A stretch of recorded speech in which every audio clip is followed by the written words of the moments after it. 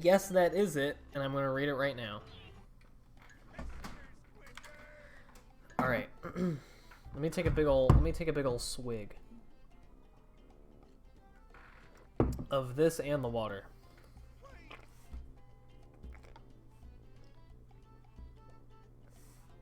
So this is a Christian Spotlight, also known as Christian Answers.net review of the SpongeBob movie, written in 2004. The moral rating. So they have two ratings: moral rating and movie making quality, how good the movie is. And they've given this a 2 out of 5 stars. And the moral rating goes extremely offensive, very offensive, offensive, average, good, and excellent, with how well it reflects Christian values. So I'm not going to read the part where do they say who wrote it? Okay, it is a woman. I'm guessing. Lacey McCall, in parentheses, Callahan Walker. Don't know what that means. But she spends a lot of time summarizing the plot. I'm not going to read that. So I'm going to start where she talks about the things that are bad in the movie. I'm going to take this off because I don't want to hear all the little quips. Parental warnings are nearly inexhaustible in considering this film. Please do not be deceived by the light-hearted, cute trailers for this cartoon and take your kids to see it assuming it will be clean, innocent fun. Many parents would not find this material suitable viewing for children. There is animated nudity throughout the movie. We view Patrick's bare buttocks during 3 scenes, and SpongeBob's once. At one point, Patrick surprises SpongeBob at a community gathering by swinging over the crowd naked, holding a sign between his buttocks, which bears a message to his friend. SpongeBob and Patrick are also shown in their underwear a few times. This underwear is drawn to look like men's fitted briefs. These characters are not real, and are not even human, so many may choose to gloss over the animated nude scenes. A very normal response. Though it sends a wrong message to children, that it's okay to pull down one's pants for a laugh. Does it? If the writers of this production are so lacking in talent that this base attempt at humor was the best they could come up with, one might suggest that they give up trying. Ooh. Burn. Sexual innuendo is present, as Patrick is enamored with Mindy and flirts with her constantly, telling her she's hot, and asking her at one point if she wants to see his underwear. Will there be... This is one of my favorite parts. This is the part that spoke to me as a kid.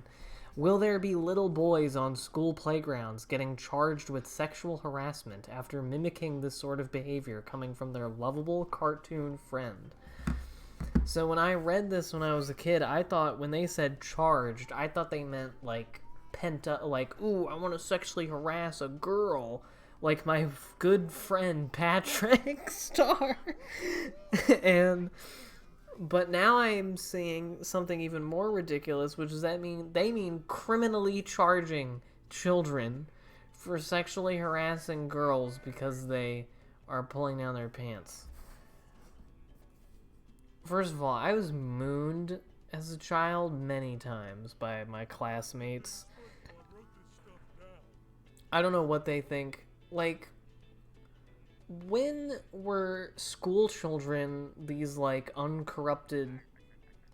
Certainly before 2004. Anyway, it goes on.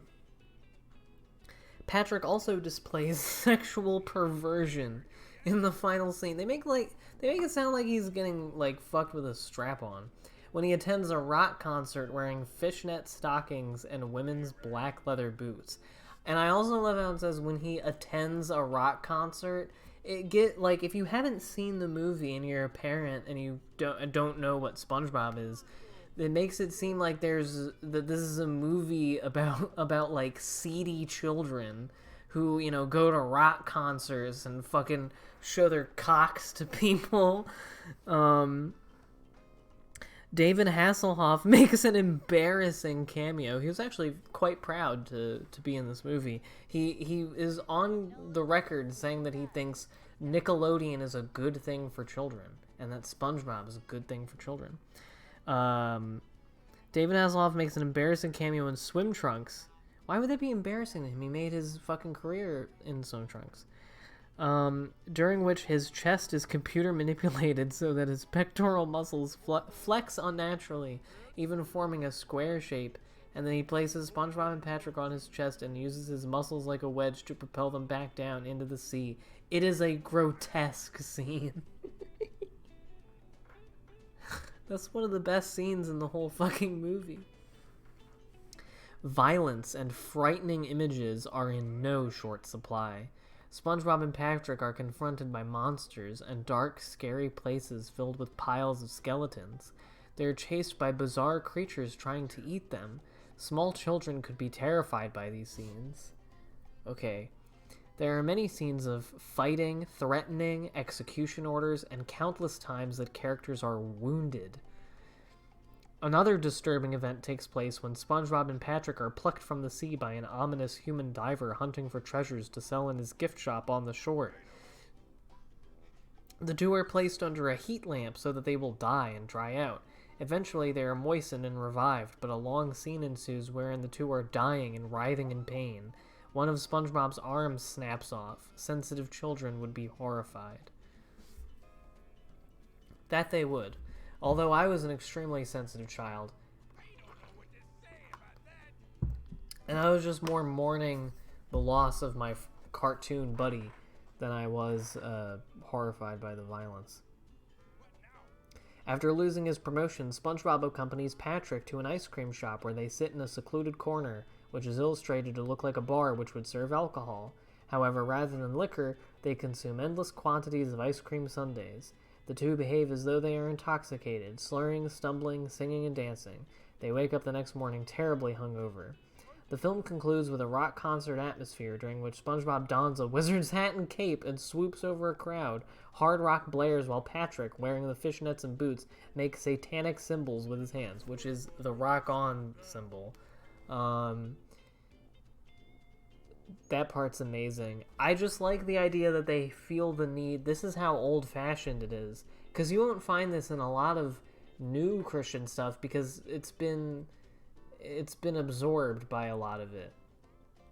I mean, like, God's Not Dead ends with a rock concert. I mean, it's not as fucking good as the SpongeBob movie rock concert, but because it's not Twisted Sister, it's fucking Newsboys. But just the fact that it ends with rock concerts and that he puts on a wizard's hat is, like, worth noting, is amazing. The script contains a plethora of name-calling, one religious exclamation, which is Plankton saying, "Lord knows." And the phrase jackass is said once in a whisper. That has, I believe, been disputed, but it does sound like Mr. Krabs says jackass twice in a whisper, which is pretty funny. And I noticed it the first time I saw the movie. The entertainment factor was very low. The primary humor is of the potty ilk, and received only a sprinkling of chuckles from the audience in a nearly full auditorium.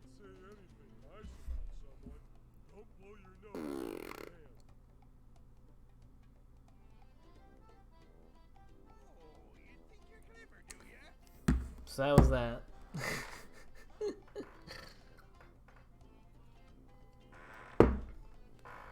Off the Dome, other movies that they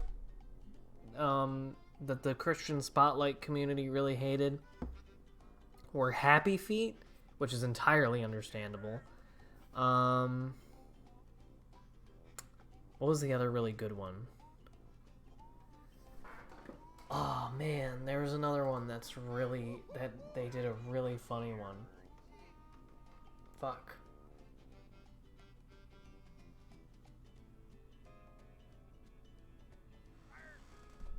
Hello, Pumpkin Man. I don't remember. Oh, fuck, I was just thinking about it. I was just thinking about this other movie. It's a children's movie. Oh, Over the Hedge. They really didn't like Over the Hedge. I don't think that was it, but that's another one. They think Over the Hedge is evil as well. Happy Feet I can entirely get, because the movie is, like, quite openly anti just religion in general. Sorry, I bumped my mic.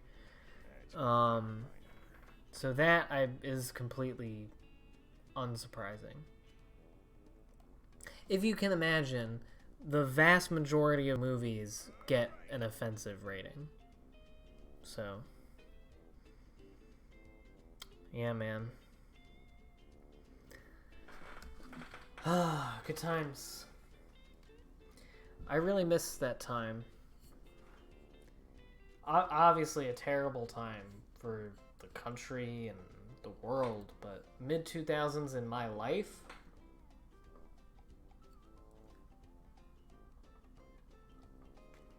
Christians did hate Last Temptation of the Christ. I don't think Christian Spotlight did a review of it, though.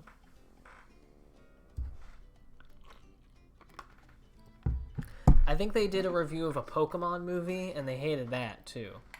Which also wasn't surprising, because Christians have always hated Pokemon, because it's witchcraft, or whatever. I don't know why it has a reputation among Christians for witchcraft. Like, that's not what I would call anything that happens in Pokemon. Oh, no. Harry Potter is witchcraft. Pokemon they don't like because it's evolution, which is even dumber.